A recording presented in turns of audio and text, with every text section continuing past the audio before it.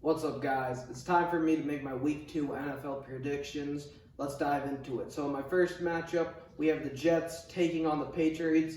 Last week, Zach Wilson was trying to play hero ball against the Carolina Panthers defense. In the first half, he threw an interception, he fumbled the football. He was trying to do way too much. In the second half, he eased into the game plan, threw 2 touchdowns to Corey Davis. This week, he faces a very difficult challenge. Bill Belichick typically feasts on rookie quarterbacks. Last year, in Los Angeles, he went to SoFi Stadium and shut down Justin Herbert. The Chargers failed to score a single point. Last week, the Patriots lost due to a Damian Harris fumble. This week, I expect them to be buttoned up. They'll limit the penalties. They won't turn the football over twice. Mac Jones was pretty good for most of that game. He didn't make any big plays, but he played well enough to win last Sunday. I expect him to get his first win against the Jets. Next up, we have the Denver Broncos taking on the Jacksonville Jaguars. Last week, Trevor Lawrence threw 3 touchdowns, and he also threw 3 interceptions. He did that against one of the worst teams in the National Football League. This week, he faces a much tougher task. I expect him to play better, but Denver has a really good roster. This defense is legit. Von Miller, Bradley Chubb, Shelby Harris, Pat Surtain, who they drafted with their first overall pick. Vic Fangio was a great defensive coordinator. He's on the hot seat as a head coach. But this defense can play, and offensively, they have enough firepower. All they need is for Teddy Bridgewater to provide some leadership and game manage. I think the Broncos will win this matchup. Let's dive into the Texans at the Browns. Last week, I predicted a Cleveland loss against Kansas City, and I said that this would actually be a good thing for Cleveland. That way, when they play the Chiefs in the AFC Championship game, they can learn from their mistakes. I thought Cleveland played really well. Unfortunately, Nick Chubb fumbled. Baker Mayfield threw a late interception to end the game. Their punter muffed a punt. All of these things will be taken care of come playoff time. This is still one of the best rosters in the NFL. This is the first game in Cleveland. The dog pound will be crazy. On the other side, the Texans look better than I thought. This will still be one of the worst teams in the NFL, but they have some experience on this roster. Tyrod Taylor is a QB that made the playoffs with the Buffalo Bills. Danny Amendola and Brandon Cooks were former Patriots receivers. Mark Ingram can run the football. Phillip Lindsay was great in Denver last year. He comes over to Houston. They have some decent players, but this is still a bad football team. I don't love the energy, and I'm not going to let 1 week fool me. Cleveland's much better. They'll win their first game at home. Next up, we have the Buffalo Bills taking on the Miami Dolphins. I'm going to go with the Buffalo Bills in this matchup. Last week, the Bills were embarrassed at home when they played the Pittsburgh Steelers. Josh Allen got paid this offseason.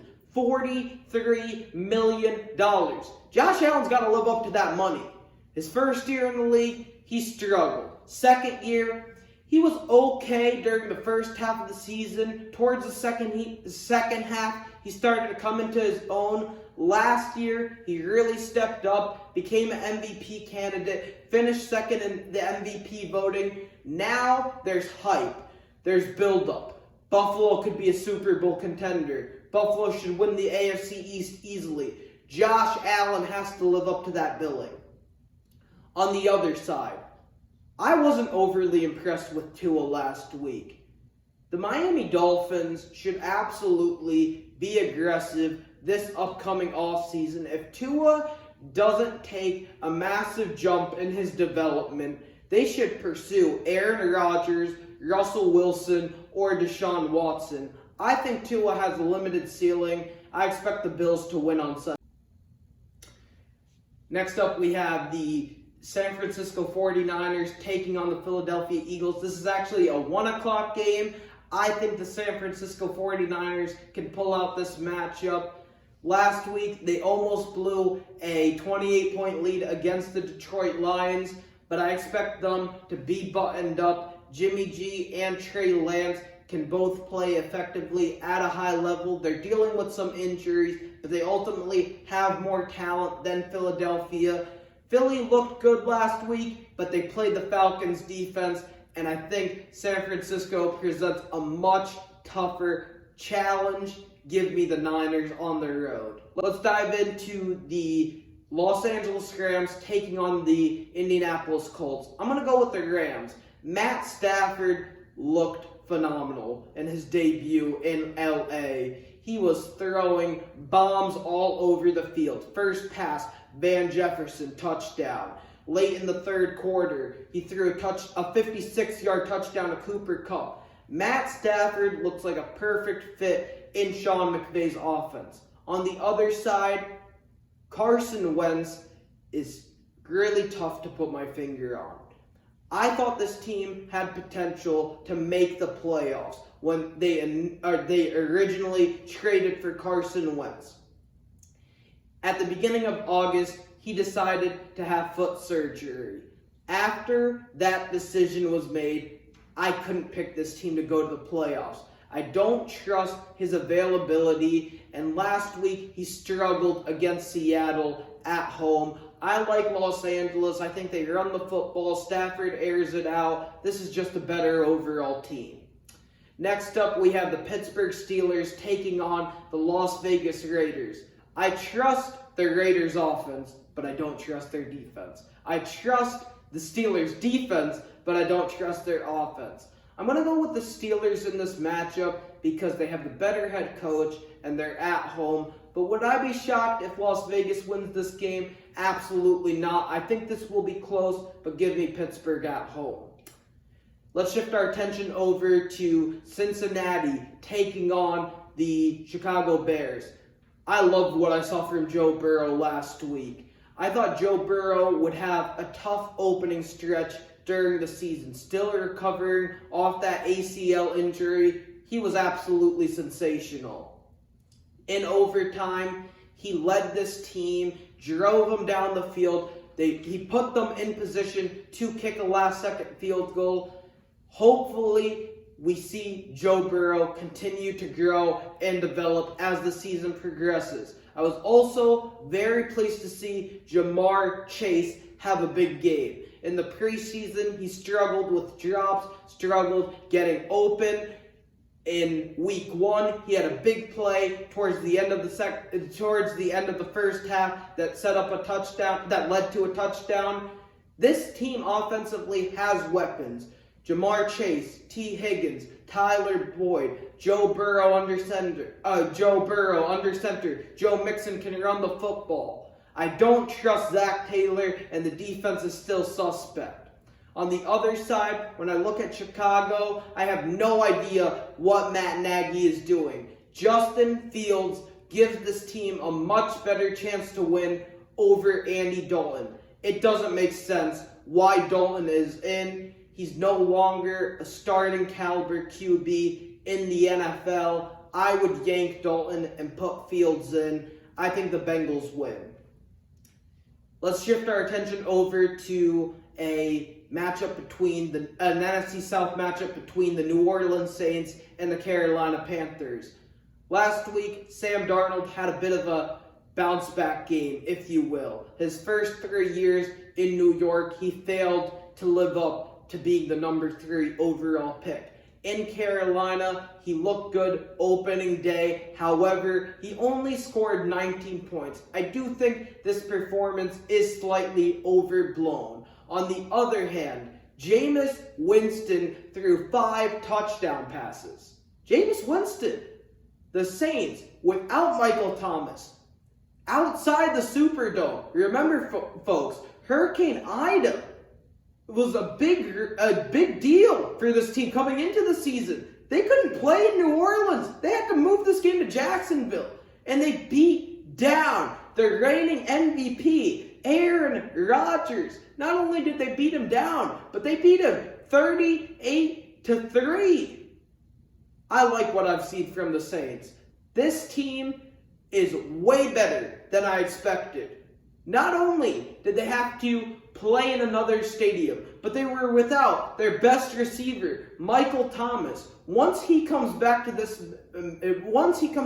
the mix, this is going to be a team that will be tough to beat. Last year, they beat the defending Super Bowl champion Tampa Bay Buccaneers twice. They had them on their ropes in the playoffs. They turned the football over 4 times and only lost by 10 points. This is a really talented football team, and I expect them to win on Sunday. Let's shift our attention over to the Minnesota Vikings Arizona Cardinals matchup. I love what I saw from Kyler Murray. He threw 5 touchdown passes.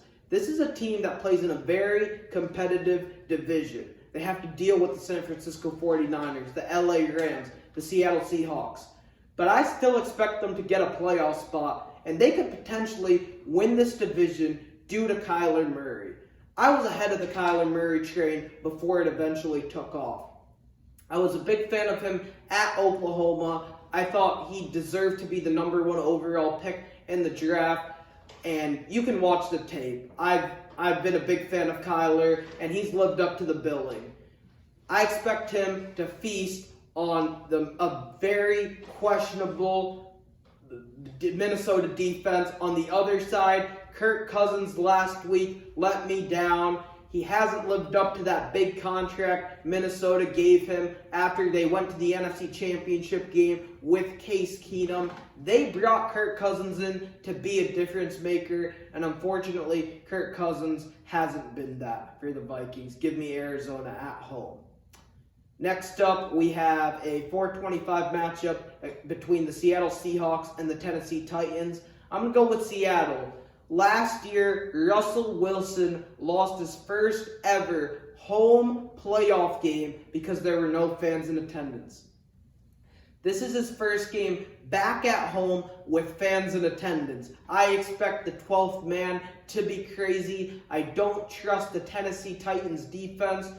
And we've seen this movie before with Russell Wilson. Back in 2019 and 2020, he got off to a hot start, was the prohibitive favorite to win the league MVP. I expect him to cook on Sunday in Seattle. Give me the Seahawks. Next up, we have another 425 matchup between the Atlanta Falcons and the Tampa Bay Buccaneers. Last week, Jalen Hurts scored 32 points on the Falcons defense. Atlanta can't play defense. They haven't been able to play defense for the last 3 seasons. I expect Tom Brady to do his thing on Sunday. Tom Brady has never lost to the Falcons, ever. He hasn't lost with the Patriots or the Buccaneers. Last season, Tampa Bay jump-started their Super Bowl run in Week 15 against the Falcons. They were down 17-0.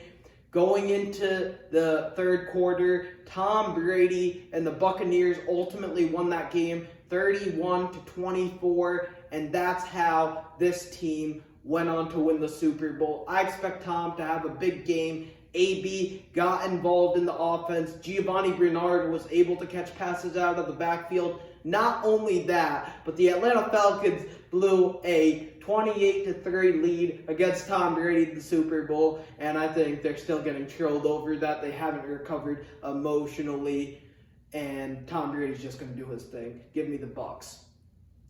This is going to be a very underrated matchup. We have the Dallas Cowboys taking on the LA Chargers in Los Angeles. SoFi Stadium, first game for the Chargers. Justin Herbert, Dak Prescott, 2 of the game's best young quarterbacks. I'm going to go with the Chargers. I like what both of these offenses represent. The Chargers last week against the tough Washington defense was able to score 20 points. Dallas gave Tampa Bay everything they could handle, but I ultimately trust the Chargers defense more than the Dallas defense. They're at home, like I said. I think the Chargers get a dub. Sunday Night Football, we have a big matchup between the Baltimore Ravens and Kansas City Chiefs. Eventually, Baltimore will figure it out. They will find a way to beat Kansas City, but it won't be this Sunday. Give me the Kansas City Chiefs. Pat Mahomes is going to find a way to torch the Baltimore defense. Last year on Monday Night Football, I picked the Ravens to beat the Chiefs, and the Chiefs blew out Baltimore. This year, I have to go with Kansas City due to what I saw last season. Until Baltimore beats Kansas City, I can't pick them. Finally, we have the Detroit Lions taking on the Green Bay Packers.